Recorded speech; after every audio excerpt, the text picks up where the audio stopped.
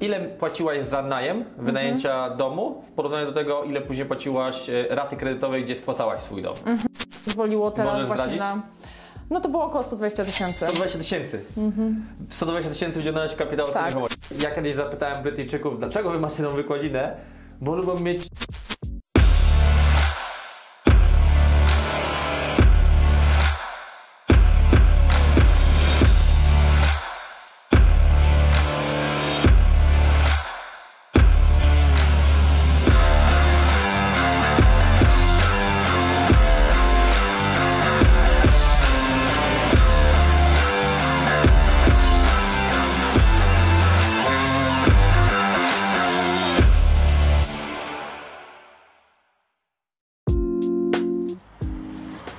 Cześć, witam Cię serdecznie, z tej strony Dawid Dowbusz na naszym kanale na YouTubie, gdzie dzielimy się z Tobą wiedzą z tematyki biznesu oraz inwestowania.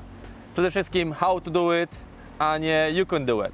Opowiadamy na tym kanale jako praktycy i naszymi wykładowcami i gośćmi są również tylko i wyłącznie praktycy.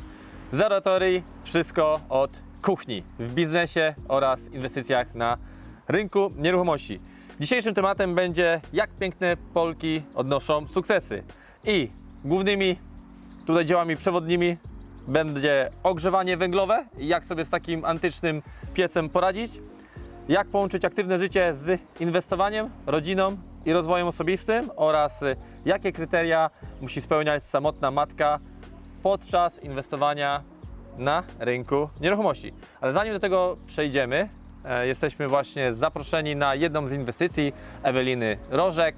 Jest to, z tego co pamiętam, jej już 5. nieruchomość. Ewelina jest jedną z naszych absolwentów i ci, którzy chcieliby dołączyć do naszej grupy absolwentów, mogą skorzystać z tej okazji, zapisując się na jedne z naszych warsztatów. Podstawowe, zaawansowane, bądź można wziąć pełne warsztaty i wtedy mamy 3 dni z 3. dniem z wycieczką po naszych projektach, które ja prowadzę.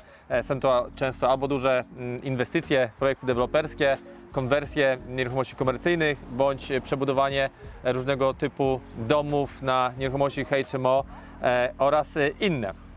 Dla osób, które jeszcze nie wiedzą, przychodząc na nasze warsztaty, my już na dzień dzisiejszy wyszkoliliśmy kilkaset polskich landlordów. Dalej to jest tak naprawdę kropla w morzu, bo na dzień dzisiejszy mamy ponad 2,5 miliona landlordów, brytyjskich landlordów i ci, którzy już mieszkają dłużej na tych wyspach, wiedzą, jaki tutaj jest często standard, jaką mamy konkurencję. Tak naprawdę nasi rodacy wbijają się w ten rynek i jeżeli chodzi i o biznes, i o inwestycje w nieruchomości, jak nóż w masło. Często się śmiejemy, że po prostu Polacy na zachodzie konkurują. Konkurencja wygląda tak, jakbyśmy przyszli do placu zabaw i z dziećmi walczyli o łopatkę, tak? Więc jest to może nieuczciwa konkurencja, może uczciwa, zależy kto jak na to patrzy. Na pewno mamy większą determinację. Przychodząc na te warsztaty, oszczędzasz bądź zarabiasz na każdym projekcie od kilku do kilkudziesięciu tysięcy funtów więcej niż jakikolwiek inwestor, który jest początkujący, który się nie zna, który nie potrafi znajdować odpowiednich dealów, który nie potrafi znaleźć przez strony governmenta bezpośrednio właściciela jakiegoś opuszczonego domu, gdzie można zrobić super okazję inwestycyjną, który nie potrafi znajdować wykonawców, bo bierze wujka Romka czy innego pana Janusza z polecenia, który wystawia mu ofertę na remont dwukrotnie bądź trzykrotnie większą niż to powinno kosztować. Tak? Ludzie niestety przepłacają od kilku do kilkudziesięciu tysięcy funtów na zwykłych remontach. Proste rzeczy takie jak w jakich organizacjach się trzeba zapisywać, żeby mieć odpowiednie zniżki, jak zniżki na przykład na kuchnię. Za kuchnię my płacimy 23% wartości kuchni. Kuchnie, które kosztują po 3-4 tysiące funtów, my za takie kuchnie, za szafki płacimy załóżmy ponad 1000 funtów, tak? Więc to plus wiele rzeczy innych, które są na tych warsztatach, ponad 2 dni bądź 3 dni pracy nad tym, byście byli skutecznymi inwestorami. Tyle jeżeli chodzi o wstęp. Przejdźmy teraz do tej inwestycji, dowiedzmy się jak najwięcej, co to jest za projekt i jaka jest tu historia.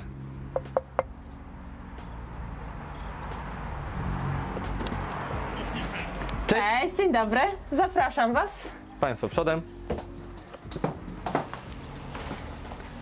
Zapraszam. Tak jak widać, domek typowo babciny. Może... Przejdziemy dalej, gdzie będzie więcej miejsca. Okej. Więc na starcie Cześć. dziękuję za zaproszenie. Z Eweliną już się znamy. Wydaje mi się, że już chyba nawet parę lat. Parę tak? lat, tak, tak. Więc tak, na początek, żeby Wam przedstawić naszego dzisiejszego gościa i gospodarza tej nieruchomości. Ewelina, opowiedz może coś o sobie. Skąd się wzięłaś w tym kraju? Czym się dzisiaj zajmujesz? Cześć Wam wszystkim, nazywam się Ewelina Rożek. Przyjechałam do Anglii 15 lat temu. Głównym celem przyjazdu do Sheffield było zarobienie na nieruchomość albo spłacenie, pozwolenie mi spłacić szybciej nieruchomość, którą kupiłam już w Polsce. No i jak widać 15 lat później dalej jestem tutaj. Obecnie się zajmuję doradztwem w dziedzinie HR, zmiany pracy, wyboru kariery, pomocy w pisaniu CV-ki, jak również inwestowaniem w nieruchomości i staram się również motywować kobiety do działania na rynku brytyjskim. Bo poza tym, że jeszcze inwestujesz w nieruchomości, masz jeszcze inne źródła dochodu, tak? Jeszcze z tego co pamiętam. Tak, również jest to e-commerce, także mam kilka źródeł dochodu. Nie jest to tylko sposób, że tak powiem, na rynku pasywnym, czyli nieruchomości, ale staram się również rozwijać na innych dziedzinach, w innych dziedzinach, na innych poziomach, żeby mieć ten kilka źródeł dochodu, No i tak jak jeszcze masz wspomniałeś. tutaj jakieś tytuły, tak? Sportowe.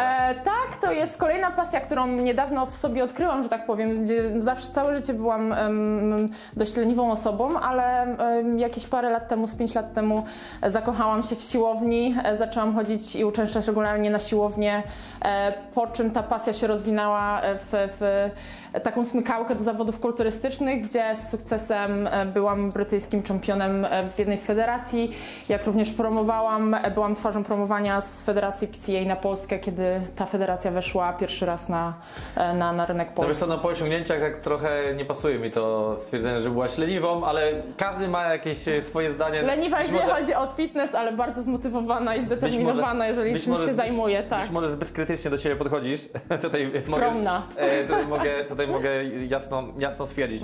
Skąd ogólnie pomysł na nieruchomości? Czemu nie nieruchomości, a czemu na przykład nie zwykła, bezstresowa praca na etacie, gdzie można sobie siedzieć za biurkiem przykładowo i czekać na przykład na emeryturę i nie mieć tego wszystkiego na głowie? Już jako młoda osoba zawsze mnie fascynowały nowe budownictwa, remonty. Jeszcze może wtedy nie miałam takiego pojęcia, jak można zyskać na wartości, jak tymi pieniędzmi można obracać, jakie można mieć z tego dochody. Natomiast wiedziałam, że chcę być na swoim. Kupiłam pierwsze mieszkanie w Polsce i tutaj, jak już przyjechałam, zaczęłam coraz bardziej się zagłębiać w tematykę właśnie rynku nieruchomości po czym właśnie jakoś popchnęło mnie to do kupna rezydenckiego domu, gdzie większość rzeczy sami wyremontowaliśmy i już wtedy wiedziałam, że to tak naprawdę jest, co mnie tak pociąga. Też remonty, odnawianie, przerabianie. No i wiadomo, później ta pasja się jeszcze bardziej rozwinęła, jeżeli chodzi o kwestie finansowe, czyli remont. Ja zadam sobie pytanie dla porównania, bo wiele osób sobie na przykład nie zdaje z tego sprawy, bo po prostu nie znają się na liczbach, a często mamy złe podpowiedzi, są to podpowiedzi od rodziny, od znajomych. Ile płaciłaś za najem wynajęcia domu w porównaniu do tego, ile później płaciłaś raty kredytowej, gdzie spłacałaś swój dom? Jaka to była różnica? Pamiętasz może? No, wynajem był to to było 15 lat, no niecałe 15 lat temu, około 13 Więc lat ceny temu. też były inne? Były ceny dużo niższe, ale było około 600 funtów my płaciliśmy. A później kredytu? I kredyt był w podobnej kwocie, dlatego że my nie wzięliśmy na standardowo 25 lat, tylko to było na bodajże 13 lat. Także Ale na 13 lat. Także chcieliśmy to dużo Jak szybciej najszybciej spłacić. Okay. Wiadomo, później to się zaczęło, już bardziej myśleliśmy o remortgage'u, dlatego o kwestiach różnych finansowych i rozwiązaniach, co nam bardzo to później się Czy wyciągałaś kapitał z tej nieruchomości? Tak. Okay. I fajnie, dużo wyciągnęłam, co mi również pozwoliło teraz Możesz właśnie zdradzić? No to było około 120 tysięcy. 120 tysięcy. 120 tysięcy wziąłeś kapitału z tej nieruchomości. Zobaczcie jaki przykład, tak?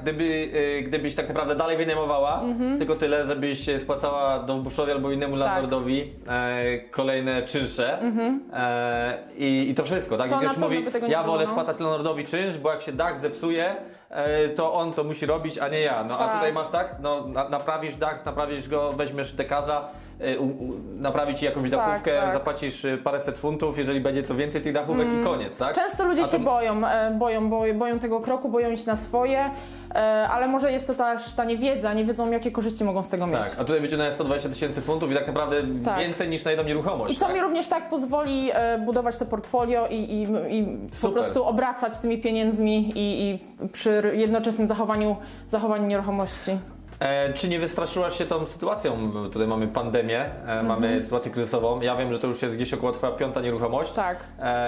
Jednak dalej działasz, dalej inwestujesz. Mamy tutaj dalej jeszcze na dzień dzisiejszy, kiedy nagrywamy lockdown. Tak.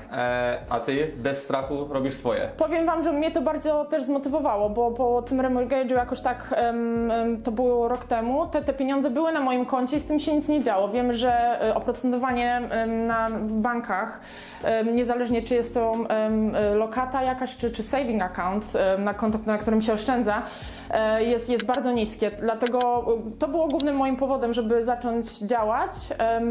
I lockdown, pandemia również spowodowała, że to popchnęło mnie tak naprawdę do przodu, bo nie chciałam już tych pieniędzy tak naprawdę trzymać. Sytuacja teraz rządowa też jest dosyć niepewna, także lepszym sposobem jest inwestowanie, włożenie tej gotówki w nieruchomość, coś całego, co będzie pracowało na siebie, niż trzymać to na koncie, gdzie to jest po prostu, traci na wartości tak naprawdę. No nie zapominajmy, że w dzisiejszych czasach wszystkie kraje tutaj robią dodruk, inflacja szaleje.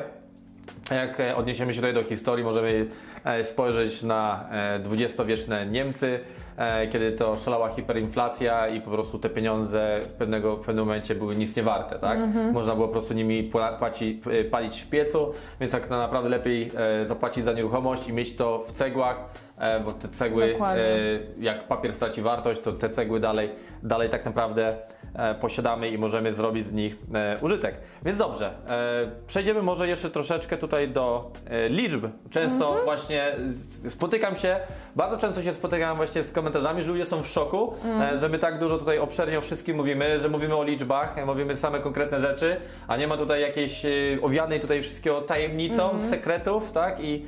I przyjść na warsztaty za 30 tysięcy funtów do jakiegoś samochodu czy do kogoś innego i tam się dowiesz, jaki jest sekret, tak? Więc my, słuchajcie, jesteśmy realistami, mówimy jak jest. Ja nie lubię za bardzo tych tęczowych, bananowych historii typu zainwestuj na zasadzie OPM, Other People Money, wszystko fajnie, zapłać za szkolenie 30 tysięcy, tylko jednego ważnego wam nie powiedzą, żeby inwestor wam dał pieniądze, to przede wszystkim musicie się wykazać, musicie mieć doświadczenie, musicie mieć co pokazać, mieć Excele i tak dalej, żeby jakikolwiek inwestor wam zaufał, tak? I niestety w dzisiejszym świecie jest tutaj ludzie są mocno naciągani na różnego rodzaju kursy, warsztaty, szkolenia na Forexie, na giełdzie, że zaraz będziesz next day milioner. My w next day milioner nie wierzymy, next day milioner możesz być jak zagrasz w totolotka, ale prawda jest taka, że ci ludzie, którzy wygrywają w totolotka, nie mają tej finansowej edukacji i po paru latach są jeszcze biedniejsi niż byli przed wygraną, tak? No niestety takie są statystyki, tutaj liczby nie kłamią. Ja muszę tylko dodać, że ja też byłam w takim okresie, gdzie chciałam parę lat temu iść na taki jeden właśnie z kursów gdzieś tutaj w sheffieldowskim hotelu. Martina bodajże, już nie pamiętam nazwiska, ale z tego później cieszę się, że nie poszłam, bo wiem, że może i bym się sama złapała, a po takim kursie oni od razu biorą tych ludzi, każą podpisywać umowy na kursy, które kursy właśnie tak jak Dawid wspomniał, są powyżej 20 tysięcy i tak naprawdę tą wiedzę, którą się wynosi, nie jest adekwatna Albo idziesz i nawet ktoś na przykład mówi, jak robić rent to rent i nie wie na przykład, jakie trzeba spełniać warunki prawne, tak? Bądź jak robisz deal sourcing, też musisz odpowiednie warunki prawne spełniać, tak? I ludzie po prostu nie znają z tego sprawy, płacą za coś i nawet nie wiedzą później, jak to robić legalnie w tym kraju. Ale mniejsza z tym. Jeszcze chciałbym zapytać, jak, słuchaj, samotna matka radzi sobie w tych trudnych czasach z inwestowaniem, rodziną i dalej jeszcze rozwojem osobistym? Jaki jest na to przepis? Powiem Wam dużo motywacji. Spotykam się z wieloma kobietami, jak i mężczyznami, którzy takim się życie ułożyło szczęśliwie, że są rodzicami. Ja mam 2 dzieci. Dzieci już są troszkę odrośnięte, że tak powiem. Natomiast co mnie motywuje? Chęć przekazania im również tej wiedzy, pokazania, być dla nich takim wzorcem, poza tym, że to jest moja pasja, no i zdecydowanie dużo determinacji, motywacji i ta ambicja, bo ja byłam zawsze dosyć ambitną osobą i osiągnięcie czegoś więcej i satysfakcja z tego, że te projekty, nad którymi pracuję, odpukać zawsze przynosiły pozytywny efekt końcowy, także zdecydowanie nie bójcie się tego i jeżeli macie ochotę zdobyć tą wiedzę, zapraszamy do Dawida na szkolenia, które są doskonałym źródłem i krokiem początkowym dla każdego, kto chce zacząć inwestować. Dzięki za polecenie, to nie było akurat zamierzone, ale już tak naprawdę w dzieci swoje tak naprawdę już tą motywację wlewasz, bo ostatnio nas w biurze byłaś ze swoim synem nawet. Tak. Oni dużo wiedzą, oni wiedzą, że mama tutaj jest pełna pozytywizmu. Ostatnio graliśmy sobie w pewną grę i było pytanie, jeżeli mama chciałaby coś dla świata dać, co by to było i oboje tam odpowiedzieli, że właśnie dużo motywacji albo napisać książkę o motywacji, także zdecydowanie oni wiedzą. Moja córka ma teraz 14 lat i wiem, że od 16 roku życia w Anglii dziecko już może być podpisane jako dyrektor w firmie, co jest kolejnym jakimś planem na przyszłość, że będę starała się, wiadomo, no nie wiem, czy ona będzie miała chęci, ale będę starała się również pokazać, jak zacząć życie albo jak wkroczyć w ten świat nieruchomości. No i jaką historię już będzie miała? No, także... W wieku 20 lat na przykład. Trzeba też pamiętać, że po prostu wzorcem jesteśmy dla naszych dzieci i trzeba to jakoś pozytywnie i fajnie przekazać, także... Więc przechodząc do kolejnego tipu, jakie kryteria musi spełniać samotna matka podczas inwestowania w nieruchomości? Jako, że jestem już doświadczonym landlordem, to było mi dużo łatwiej otrzymać taki kredyt, no a generalną regułą jest to, że banki w UK biorą pod uwagę miesięczny zarobek z czynszu, jaki otrzymamy od naszych wynajmujących. Więc de facto wystarczy, że będziecie posiadać po prostu depozyt na taki typowy kredyt buy to let, jest to 25% wartości nieruchomości i bank już jest w stanie sobie sam tak naprawdę sprawdzić ryzyko, czy ta nieruchomość będzie spłacała ten kredyt, tak? Są tutaj oczywiście odpowiednie mnożniki, bo to nie tylko musi pokrywać wartość kredytu, ale również zarabiać też i na was, tak? I w tym kraju te banki są na tyle rozwinięte, że po prostu wspierają tutaj inwestorów, landlordów, co jest tak naprawdę dla nas bardzo korzystne. Dobrze, to co? To może pochodzimy po nieruchomości i trochę poopowiadamy, tak? Nie. Co to jest w ogóle za nieruchomość, za ile ją kupiłaś? To jest nieruchomość, tak jak widzicie, nie tyle, no teraz już opłakanym, bo zaczęliśmy tapety zdzierać, tak. Ale jest to babczyna nieruchomość. Cena za tą nieruchomość była wystawiona 110 000, udało się ją kupić za 100 000. Tak? Tak jak widać, mamy tutaj, pewnie wiele z nas pamięta, węgiel, także jest tu jeszcze na tyle stare ogrzewanie podczepione do backboilera, które było właśnie zasilane węglem. To może pokażemy. Zapraszam. Może pokażemy. No i teraz powiedz mi, jak to będzie tutaj wyglądało? Czy przeszkolisz tutaj lokatorów, jeżeli to wynajmiesz? Jak mają palić w piecu, tak, węglem? Czy masz jakieś inne na to rozwiązanie? Będziemy to zmieniać, bo wiadomo, nie każdy jest jakoś tam nie wie, jak to robić, także będziemy cały tutaj komin burzyć. Już lokatorzy nie będą musieli się przejmować węglem ani zapałkami, nie będziemy ich tutaj straszyć takim rozwiązaniem. Także będzie tutaj to wszystko zburzone. I będzie zamontowany normalnie kombi boiler. Będzie kombi boiler, nie będzie to w tym miejscu, będzie to albo prawdopodobnie w kuchni, albo w których tutaj pomieszczeniach pobocznych. Więc co, jaki będzie pomysł na tą przestrzeń? Tą ścianę również będziemy burzyć. Chcemy zrobić tutaj kuchnię, przenieść ją z tamtego mniejszego pomieszczenia, zostawić tutaj otwartą przestrzeń, żeby było to takie kitchen, diner i z salonem. Tak. I gdzieś pewnie tam jakieś drzwi jeszcze wstawisz, tak? Tak, drzwi. Początkowo właśnie było otwarcie tej ściany, natomiast to się No z dobrze, Dawidem więc też tak, więc będzie tutaj wejście z tej strony. z tej strony. To rozumiem, tą część oddzielisz, tak? Ta część będzie oddzielona, tutaj będzie postawiona ścianka i tutaj zapraszam Was, gdzie jest kuchnia, a gdzie była kuchnia, która jest również też dosyć stara. Zrobimy z tego kolejną sypialnię albo office, w zależności jak rodzina będzie chciała to Dzisiaj sobie to może być przeznaczyć. nawet, wiesz, no w dobie internetu, jeszcze w czasach lockdownu, tej pracy coraz więcej jest zdalnie, więc tak naprawdę fajna przestrzeń, taka Tak. ofisowa. Niedaleko będzie miała ta osoba do kuchni, no i z tego co pamiętam, na parterze jest jeszcze wtedy Jest dodatkowa toaleta. łazienka, tak? Tutaj Czyli albo zrobimy- ktoś by mógł mieć tak naprawdę dodatkowy pokój, bądź, nie wiem, sypialnię dla gości, czy dla kogokolwiek Tak, innego, a albo tutaj właśnie jest ten office, tak? takie w sumie, nie wiem, no to takie nieciekawe w sumie troszkę rozwiązanie, dziwne, ale zrobimy z tego fajną toaletę. Oczywiście to wszystko będzie tutaj zrobione, obordowane. Wyobraźcie sobie, że jak ja jeszcze kiedyś na etacie pracowałem, to ja byłem u menadżera w domu, bo potrzebowałem, żeby mi podpisał dokumenty potrzebne tutaj do rezydentury jeszcze w tamtych czasach i ja po prostu wchodzę do człowieka, który zarabiał tam, nie wiem, parokrotnie więcej jak ja wtedy na etacie i on mieszkał w nieruchomości, gdzie właśnie też były takie babcine drzwi. Tak, to takie bardziej, że chyba się na dwór montowało kiedyś. Tak, czy tam w obórkach. I taka sama toaleta, podłoga, łazienka, kuchnia, wszystko było w ogóle w takim antycznym stanie. Ja myślałem, że on tam po prostu mieszka, bo się opiekuje tam jakąś starszą panią, babcią było albo jego. dziadkiem. Nie, oni po prostu tak żyli. To był człowiek, który może był ode mnie starszy 2 lata. To po prostu mają taki standard, nie przykładają do tego Dokładnie. żadnej wagi. To nie jest taka kultura, jak jest w Polsce, że się w Polsce zaprasza całą rodzinę, to muszą być zawsze czyste okna, Tak, musi tak, być tak, tak. przystrzyżony ogródek, Nie, co powie ciotka Kazia albo inna Grażynka. Mentalność zdecydowanie jest tak. inna i podchodzą do tego bardziej na luzie, nie przejmują się takimi aspektami estetycznymi jak my Ja Polacy. zawsze miałem ten problem, jak byłem na etacie, widząc jak ci Anglicy tu mieszkają i oni tak naprawdę nie mają pojęcia za wiele, jak wygląda to w Polsce, jak ludzie w Polsce mieszkają. I zawsze mówię, no jak wy byście przyjechali zobaczyć, jak mieszkają ludzie w Polsce, to nie wiem, czy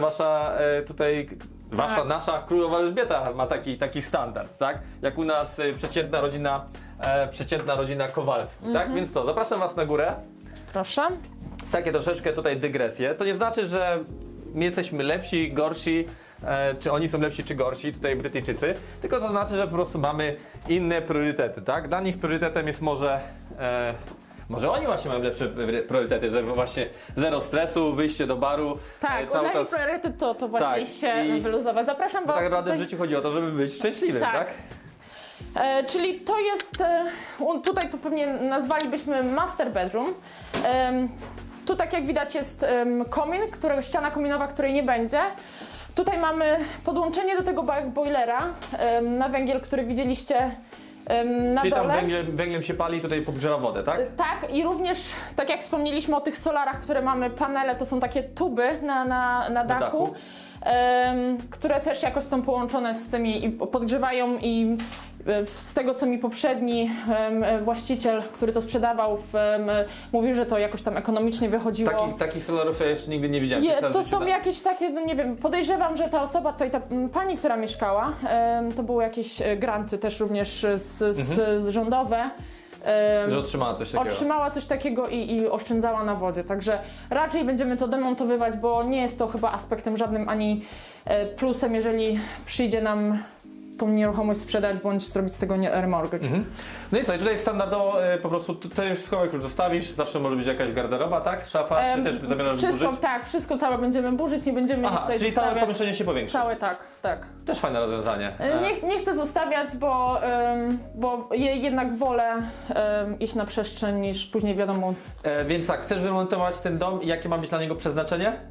Początkowo będzie to single LED, później z możliwością zobaczymy, jak się rozwiną pozostałe nieruchomości, które będziemy kupować. Możemy to sprzedać też w zależności jak rynek nieruchomości, w jakim rynku pójdzie. No ale na razie na 2 lata pewnie zostawimy. Jest to w dobrym standardzie i jaki przewidujesz? Bo tutaj już widziałem fajne masz ogrody z przodu i z tyłu. Jaki przewidujesz tutaj czynsz? Po wyremontowaniu 750. Okej, ja też tak myślałem, że tak spokojnie 750 mogę. Jeszcze w zależności, czy uda nam się zrobić podjazd, garaż i jakieś tam Ja dodatkowe myślę, że ekstrasy na 7 zewnątrz. w dobrym standardzie, wiesz, tutaj w okolicy takie, wiesz, gdzie są domki jednorodzinne, wydaje mi się, że bez nawet tego garażu byś uzyskała te 700 funtów. Podejrzewam, że to będzie fajny aspekt przy sprzedaży, żeby coś tam zyskać. Na pewno też, tak, bo to jest zawsze jakiś dodatkowy bonus, tak? Także no, te 750 podejrzewam, że dostaniemy. To co, przejdziemy do następnych. Dosyć spore te pokoje. No nie są małe, aczkolwiek powiem wam, sufit, jak spojrzycie, nie jest też najwyższym tym sufitem. Kolejny pokój. Okna, jak wspomnieliśmy wcześniej, jak z Dawidem już chodziliśmy, nie będziemy ich wymieniać, bo są w dość dobrym stanie. Są to podwójne okna, Tak, dość szczelne. double glaze. Także zostawimy je, co podejrzewam około 3000 już nam pozwoli zaoszczędzić. Ale rzeczywiście, sufity dosyć niskie. Jest dość niski, tu były steropiany na suficie, także to musieliśmy wszystko zedrzeć. Bo ja rozumiem, też tutaj troszeczkę zaoszczędzisz swoją pracą, tak? Tak, dużo tutaj sama w sumie większość zrobiłam, czyli tapety zdzierałam. To jest tak właśnie kolejne jakieś takie moje odreagowanie. Lubię też to. Sufit właśnie zdzieraliśmy i mniej więcej po wycenach, jakie dostaliśmy za samo starcie tych tapet, przygotowanie ścian, jest to około 1000 funtów zaoszczędzenia na samych tapetach. Ja też pamiętam na samym początku, jak zaczynałem inwestować, jeszcze jak na etacie byłem, to też zawsze zrywałem tapety, zbijaliśmy tynki, wykładziny. Po prostu no, brałem paru kumpli. Tak. No brałem paru kumpli, zawsze coś tam się postawiło dobrego na stół. Pewnie. I człowiek się odwdzięczył. No ale to kiedyś, jak była troszeczkę inna skala i człowiek jeszcze. No teraz wiadomo, już jestem za bardzo zajętym człowiekiem, ale u mnie, powiem wam, na razie, jeżeli mogę to jakoś pogodzić z innymi rzeczami, to stwierdzam, że przez 2 dni mi zajęło, podejrzewam, to 2 dni 1000 funtów, żeby zarobić. Oczywiście, ale ja to dobrze wspominam, bo mogę wam polecić, to uwaga, nie dla każdego, zrobienie takiego właśnie remontu nawet samemu, jeżeli ktoś ma na tyle skille, ale będzie się to wiązało z czasem, jeżeli będziecie robić to po pracy, w zależności od tego, jak to będzie gruntowny remont, może to wam zająć nawet do pół roku. Nie wiem, czy wam na pewno wyjdzie to super finansowo, no bo też weźcie pod uwagę to, że możecie w tym czasie robić nadgodziny w pracy, jeżeli robicie sami generalny remont i być może byście na tych nadgodzinach więcej zarobili. To już zależy od tego, ile zarabiacie na swoim czasie, tak? Ale co jedno jest tutaj dobre, to jest to, że będziecie mieć w tym doświadczenie. Na pewno będziecie mieć z tym sporo stresu, jeżeli będziecie robić sami ten remont, bo będą różnego rodzaju rzeczy wychodzić, których na przykład nie będziecie wiedzieli albo nie będziecie umieli. Jednakże doświadczenie, jakie z wami zostanie, to zostaje z wami na całe życie. I też w przyszłości, jak będziecie robić kolejne remonty z wykonawcami, to też pokażecie, że wy się na tym tak naprawdę znacie, tak? I ciężej będzie was zwyczajnie naciągnąć. Nawet teraz przy rozmowach z ekipami remontowymi można już właśnie się wykazać, że wie się coś na ten temat. Tak jak tutaj większość przychodziło przed zdarciem tapet, że będziemy musieli kłaść nowe płyty, i ściana okazała się na tyle stabilna, że nie będziemy tutaj zbijać tego. Tak, wystarczy multifinishem przelecieć. Dokładnie. Ci, co nie wiedzą, multifinish to słuchajcie, to taka tutaj gładź nasza. Gładź taka wykończeniowa. Tylko w Polsce czegoś takiego nie ma, bo to można po prostu położyć na całą ścianę i to jest jak taka jedna wielka, potem zastyga to jak taka jedna wielka bryła, tak? Nie jest może idealnie równe, jak tutaj robią tym multifinishem, tak w Polsce, że to po prostu ludzie z latarkami przychodzą i czy ta ściana jest idealnie równa, a to jest inny kraj. Tutaj nikt na to nie zwraca uwagi, nikt za to nie da więcej pieniędzy, czy to za wynajem, czy przy sprzedaży. Nieruchomość też nie wzrośnie. Nieruchomości, tak? Tutaj jeszcze wam szybciutko pokażę, bo zaraz przejdziemy do łazienki. Jest tu też kolejny schowek, którego będziemy chować, czyli tego nie będzie, ze względu na to, że ten schowek jest również wypukleniem w łazience, a chcemy tę łazienkę powiększyć wtedy całą łazienkę, tak? Powiększyć, tak. Czyli tu jest właśnie ten słupek od tamtego pokoju, którego... Chodźcie zobaczyć. Jest nasza ulubiona wykładzina w łazience, tak? Kiedyś ktoś się zastanawiał, dlaczego Brytyjczycy dają... Przepraszam, że przerwałem. Proszę. Kiedyś ktoś się zapytał, dlaczego ci Brytyjczycy dają wykładzinę? Przecież raz, że jest mokro, brzydko pachnie, gdzieś tam deski pod spodem gniją, robi się wilgoć. Ja kiedyś zapytałem Brytyjczyków, dlaczego wy macie tą wykładzinę? Bo lubią mieć ciepło w stopy, jak wychodzą, tak? Bo chodzą boso po domu, nie wynaleźli chyba tutaj kapci albo nie mają w użytku. Po prostu lubią mieć ciepło w stopki. A to, że są efekty uboczne, że jest grzyb, że jest wilgoć, że pachnie potem z taką stęchlizną, to już nieważne, ważne, że jest ciepło w stopy, tak? I standardowo nasze 2 piękne krany to już do tego się trzeba tutaj No i w pięknym przyzwyczaić. różowym kolorze, tak? Tak, Kafelki piękny. też były różowo-czarne, już tutaj zaczęliśmy troszkę je zbijać. A to jest chyba taka suszarka na... To jest albo suszarka, albo po prostu może pani jak wchodziła się kąpać, to... Ale to jest zamontowane nawet tutaj. Nawet więc... powiem wam szczerze, nie wiem, ale już boimy się, co będzie pod spodem, pod karpetem, jak to wszystko ściągniemy, jak to będzie wyglądało. Więc teraz kontynuuj. Plan na tą łazienkę? Plan na tą łazienkę, czyli tej ścianki nie będzie, tutaj to zamurujemy. Zostawiamy wykładziny. To jest wykładzinę, zabieramy na pamiątkę. Tutaj będzie za tą ścianką kabina prysznicowa, toaletę przesuniemy, przekręcimy ją i oczywiście nowa wanna, cała nowe wyposażenie i automatycznie oczywiście tej ścianki tutaj nie będzie. I pojawią się płytki na podłodze nawet. Możliwe. Czy będzie guma? Nie, podejrzewam, że wszystko w płytkach? płycie zrobimy, Okay. tak, w płytkach, w terakocie. Będzie większa łazienka, będzie wanna, będzie A w standard którym miejscu zdecydowanie przewidujesz podwyższony. przejście do tej łazienki? Tutaj na wprost. Na wprost. Czyli to będzie po prostu, tu będzie To zamknięte? będzie zamknięte, będzie wejście tak. i mamy całą Myśleliśmy, żeby przestrzeń. może tutaj postawić drzwi, czy jakoś tak, ale nie chcę tego przedpokoiku też jakoś zmniejszać, bo ja sama lubię przestrzeń i wydaje mi się, że no tak jak To mówię, wiesz, aspektem i tak będzie sprzedażowym... I tak będzie duża. Dokładnie, aspektem sprzedażowym też jest ta przestrzeń, także zostawimy to tak jak jest. Okej, więc tak. I tutaj chyba jeszcze ta ostatnia jest.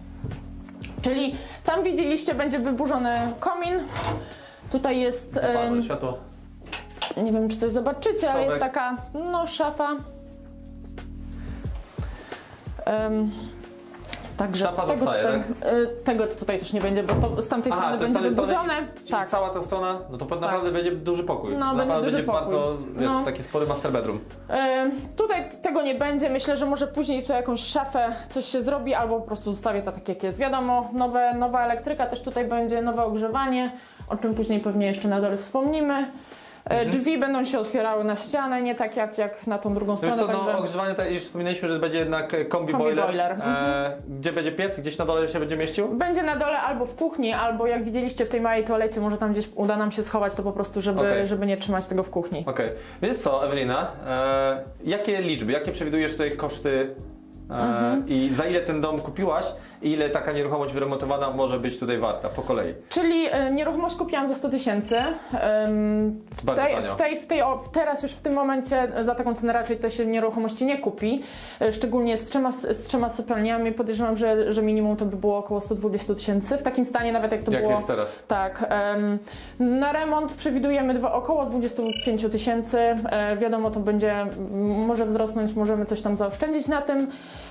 No i przy remortgage'u czy przy wystawieniu na sprzedaż podejrzewam, że będzie to w okolicach 160-170 tysięcy. Także bardzo fajny zwrot. No jak najbardziej, bo ja znam tą okolicę, znam to miasto i wiem, że tutaj te domy... Można to osiągnąć, tak, nie? można to bez problemu osiągnąć. Tym bardziej, że masz fajny pomysł i wiesz, i będzie też dodatkowe pomieszczenie, będzie duża kuchnia z jadalnią, salonem, więc plus nie wiem co zrobisz z zewnątrz z tym takim gankiem. No właśnie, tam jeszcze jest jeszcze I trochę mi takie rzeczy, rzeczy się które... podobają. Nie wiem jak wam, ale mi się na przykład taka właśnie opcja zawsze podoba, że można wyjść, jest deszcz, albo nawet i brzydka czy ładna pogoda, można sobie wyjść, usiąść, wypić kawę we dwoje i spędzić jakoś miło Będziemy czas. musieli się jeszcze nad tym zastanowić, ale to jest też aspekt do rozpatrzenia. Tak jak wspomnieliśmy wcześniej, no takie konserwatory na dworzu, to Anglicy, oni tutaj lubią, to wiadomo, taki relaks, tak jak wspomniałeś przy kawie w słoneczku. Plany na przyszłość. Plany na przyszłość, kolejna nieruchomość jest w drodze albo w trakcie zakupu. Także podejrzewam, że około miesiąca, za miesiąc już powinniśmy podpisać papiery. No i na ten rok, jeżeli zmieścimy się z budżetem, to będziemy szukać jeszcze kolejnej okazji inwestycyjnej i to będzie na tyle, jeżeli chodzi o kupna, no i będziemy później po prostu działać już na tych nieruchomościach. Jeżeli będziemy mieli fajny produkt kredytowy, będziemy robić remortgage bądź jakieś flipy, ale zdecydowanie będziemy dalej wchodzić w nieruchomości i obracać tymi pieniążkami i kupować kolejne. I co? I tak w nieskończoność? Czy w pewnym momencie stop i robimy coś innego? Podejrzewam, że to chyba na razie nie ma planów, żebyśmy przestali. Możliwe, że z doświadczeniem i z jakąś ochotą na więcej, może zacznę wchodzić w troszkę większe projekty. Może uda mi się zrobić jakieś kiedyś HMO, czyli na więcej pokoi. Może jakieś deweloperskie projekty, ale to... Przyszłość pokaże. Dokładnie, ale na pewno nie przestajemy na tym. Dlaczego tak, słuchajcie, jest? Bo po prostu robiąc nieruchomości, człowiek buduje własny majątek, to jest tak naprawdę też prędzej czy później każdemu się rodzi pasja. Dokładnie. To jego praca to nie jest tak, jak idzie się gdzieś po prostu na etat i tak naprawdę spędzamy cały nasz dzień pracując dla kogoś, tylko to, co robimy, robimy tak naprawdę dla siebie, tak? I prędzej czy później człowiek ma coraz większy ten dochód pasywny i pojawiają się nowe możliwości, nowe pomysły. Ja też na dzień dzisiejszy już mam parę działalności otwartych dzięki tak naprawdę nieruchomościom, bo cały czas po prostu spadał ten dochód z nieruchomości i mogę sobie eksperymentować. To taki biznes założymy, zatrudnimy ludzi, zobaczymy, czy działa fajnie, niech się rozwija, można tworzyć coś następnego. Więc to jest świetna opcja do tego, żeby się rozwijać w różnych branżach, bo też dzisiaj mi wspomniałaś, może nie będę tego zdradzał, ale też masz różnego rodzaju pomysły na biznes, tak? Więc może się okaże, że następnym odcinkiem się spotkamy i będziemy nagrywać nie nieruchomości, ale na przykład twój biznes, tak? który prosperuje. Zobaczymy, co przyszłość pokaże. Jeżeli, słuchajcie, chcecie na żywo poznać Ewelinę, no to Ewelina u nas się pojawia również na naszych wspólnych wycieczkach, wspólnych wyjazdach. Myślę, że dobrze je wspominasz, bo cały czas jesteś bardzo. na kolejnych, gdzie są sami, słuchajcie, ambitni ludzie, którzy już inwestują, już mają biznesy, bądź dopiero zaczynają i to jest fajne miejsce, gdzie możemy się spotykać cały czas, wymieniać poglądami i coś nawet razem wspólnie robić, tak? Bo wiele osób robi wspólnie też biznesy, wspólnie inwestuje, poznają się i razem działają, więc jest dużo motywacji, dużo fajnych ludzi i tego Wam polecam, żebyście w przyszłości też się głównie takimi osobami otaczali, którzy Was ciągną do góry, a nie w dół. Dokładnie. Niestety, szczerze tutaj przyznam, powiem Wam, że jak ja byłem w Polsce, mieszkałem, studiowałem, to chociaż otaczali mnie ludzie, którymi zawsze dobrze żyłem, byli moimi przyjaciółmi, czy to na przykład jakaś rodzina, ale jednak wszyscy, z którymi się nie rozmawiało o czymkolwiek, przynajmniej z mojego otoczenia, w większości mówili, że w życiu się nic nie da, kończ szkołę, znajdź dobrą pracę i po prostu na tym się skup. Tak? To chyba też jest taki aspekt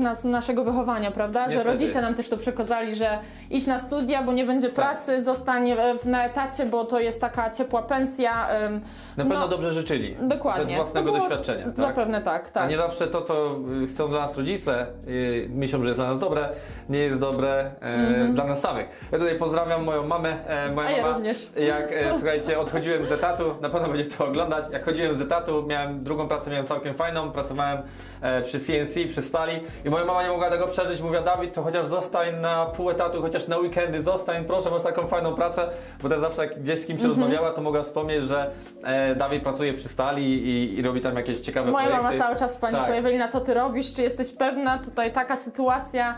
Także nie ma co się obawiać. A z kolei z drugiej strony mama, od mojej żony, to przez długie lata mówiła: ale z czego wy te wszystkie nieruchomości będziecie spłacać? A potem jak już odszedłem z etatu, to powiedziała: o mój Boże, to teraz już w ogóle nie będziecie mieć, w ogóle już pieniędzy nie będziecie mieć, żeby te domy wszystkie spłacać, nie? I po jakimś czasie zrozumiała, że te nieruchomości nie dość, że zarabiają na nasze życie, zarabiają na to, żeby inwestować w kolejne nieruchomości, to mało tego, zarabiają na to, że zatrudniamy ludzi, tak? I jak pierwsze lata były bardzo ciężkie, jeżeli chodzi o pracę, bo dużo się człowiek robił samemu, tak jak ty dzisiaj na przykład zrywasz tapety, tak później jak już nas stać, że po prostu odejmiemy sobie procent. Ja wam dam takiego tipa, wam zdradzę. Tak ja robię. Zbudujcie tyle nieruchomości, żeby po prostu 10%, jak sobie zrobicie podatek na własne nieruchomości, czyli odciągniecie te 10%, żeby było was stać na zatrudnienie kogoś, kto będzie po prostu cały czas pilnował waszych nieruchomości i wtedy jest tak naprawdę prawdziwa, naprawdę niezależność finansowa, kiedy mamy kogoś zatrudnionego, wyszkolonego przez nas, który pracuje, cały czas pilnuje naszych nieruchomości i wtedy to działa świetnie. Ja mam parę takich osób, czyli zawsze jak ktoś jedzie na urlop, jest ktoś na zakładkę i wtedy to naprawdę działa idealnie i tego ja wam życzę. Rozgadałem się jak zawsze na koniec. Jeszcze raz, Ewelina, dziękuję ci. Jak zawsze super rady. Proszę bardzo. Dziękuję ci za zaproszenie. Z wami widzimy się następnym razem. Pamiętajcie o tym, żeby subskrybować, dać łapkę w górę, a jeżeli było coś nie tak i myślisz o łapce w dół, to na wszelki wypadek standardowo kliknij 2 razy. Szerujcie, pomóżcie nam tutaj rozwijać naszą też Polonię. Niech ludzie się też łączą, działają i inwestują sami, razem, tak, z nami. Tak, jak mnie zobaczycie na spotkaniach, śmiało podchodźcie, jakby mogła w czymś pomóc, to bardzo chętnie przedyskutujemy i dodam wam też trochę może jakiejś motywacji. I wsparcia. Tak, i wsparcia, dokładnie. Pozdrawiam was, cześć!